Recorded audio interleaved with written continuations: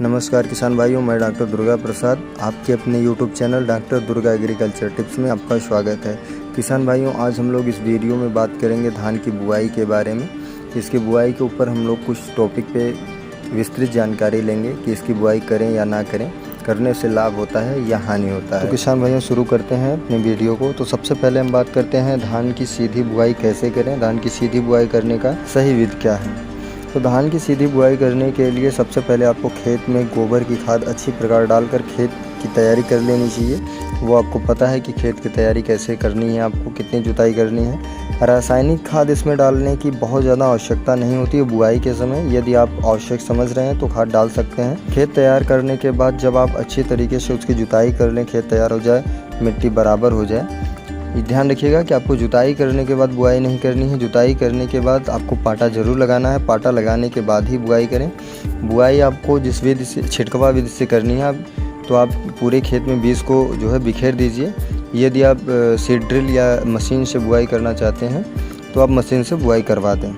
इसमें हम जो है बात कर रहे हैं कि सीधी बुआई आप जो है मैन्युअली कर रहे हैं, यानी आप सीधी बुआई बिखेर के सीधे फ्लैट खेत में बुआई कर रहे हैं तो आपको इस तरीके से करना है। जब आप बराबर मात्रा में बीज को पूरे खेत में बिखेर दें, इसके बाद एक आखिरी जुताई हल्की सी रोटावेटर से जो है आपको करनी है, ताकि आपका बीज जो है वो मिट्टी के अंदर हो जाए।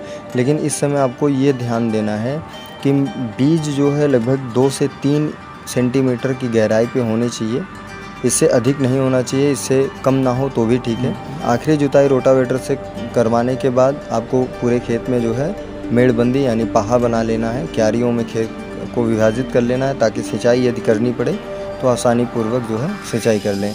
बुआई करते वक्त किसान भाइयों, आपको ध्यान रखना है कि खेत में नमी होना आवश्यक है। कुछ लोग होते हैं सूखे खेत में बुआई कर देते हैं, तो आप सूखे खेत में भी बुआई कर सकते हैं, लेकिन आप सूखे खेत में बुआई तब करें जब आपको लगे कि अगले 2 दिन के अंदर बरसात होगी, तभी आप सूखे खेत में जो है बुआई करें। वरना जर्मिनेशन रेट जो होता है वो कम हो जाता है, अंकुरण कम हो पाता है, बीज की कुछ अधिक मात्रा खराब हो सकती है। तो यदि आप सीधी बुआई कर रहे हैं तो ध्यान रखें कि खेत में नमी हो तो आप बुआई करें, उससे बहुत अच्छा जर्मिनेशन आ जाता है। इसका बीज जो है अच्छे तरीके से अंकुरित हो जाते हैं। यदि आप मशीन से बुआई कर रहे हैं तो आप ध्यान रखें कि आपको बीज की गहराई 2 से 3 सेंटीमीटर पर फिक्स करना है, और लाइन से लाइन की दूरी आपको 18 से 22 सेंटीमीटर तक जो है रखनी है। किसान भाइयों, बीज की मात्रा की बात करें तो प्रति एकड़ बीज बुआई के लिए यदि आप सीधी बुआई कर रहे हैं तो आपको 15 से 16 किलोग्राम प्रति एकड़ नई बीज, यानी जो आप मार्केट से खरीद रहे हैं। यदि आप घर का बीज प्रयोग कर रहे हैं तो आपको थोड़ी सी मात्रा बढ़ा लेनी है। फिर आपको 18 से 20 किलोग्राम प्रति एकड़ बीज जो है प्रयोग करना है बुआई करने के लिए। किसान भाइयों, इस विधि से बुआई करने पर लाभ होता है या हानि होती है, इसकी थोड़ी सी जानकारी ले लेते हैं। इस विधि से बुआई करने पर लागत बहुत कम हो जाती है, क्योंकि आपका रुपाई जो ट्रांसप्लांटिंग का खर्चा आता है वो इसमें नहीं लगता है। सिंचाई का जो खर्च होता है वो भी बच जाता है, क्योंकि पानी बरसात की वजह से नमी होती है तो उससे हम लोग बुआई कर देते हैं, तो सिंचाई का भी खर्च इसमें बच जाता है। दूसरी चीज़, पानी के अंदर जुताई करने की जो है खर्च जो आता है वो ज़्यादा आता है, और सूखे खेत में जुताई का खर्च कम आता है, तो इससे लागत बहुत ज़्यादा प्रभावित होती है, लागत बहुत कम हो जाती है। और किसान भाइयों, इस विधि से बुआई करने पर जो है हानियाँ क्या क्या हो सकती हैं, इसमें रिस्क कितना होता है, इसके बारे में थोड़ी बात कर लेते हैं। किसान भाइयों, कुछ किसान भाइयों का मानना है कि इस विधि से बुआई करने पर अपेक्षाकृत उत्पादन कम होता है, लेकिन ये उनका भ्रम है। ऐसा कुछ नहीं होता है। यदि आप सही विधि से बुआई करते हैं सही तरीके से, तो आपको उतना ही उत्पादन मिलेगा जितना कि आप ट्रांसप्लांट यानी रुपाई करवा के लेते हैं। इसमें हानि की बात करें तो कभी कभी ऐसा होता है कि अंकुरण में समस्या आ जाती है।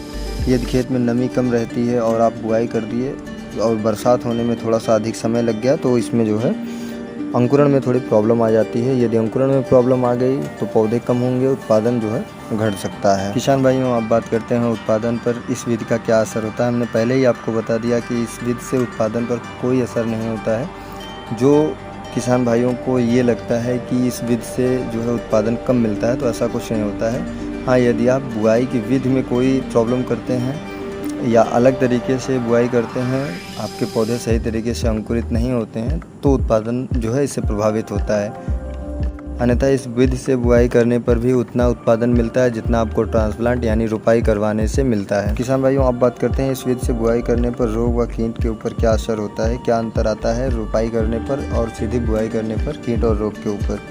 किसान भाइयों, यदि आप सीधी बुआई करते हैं तो अपेक्षाकृत रोपाई के इसमें कीट और रोग की समस्या कम आती है, क्योंकि इसमें उचित दूरी रहती है पौधों से पौधों के बीच में।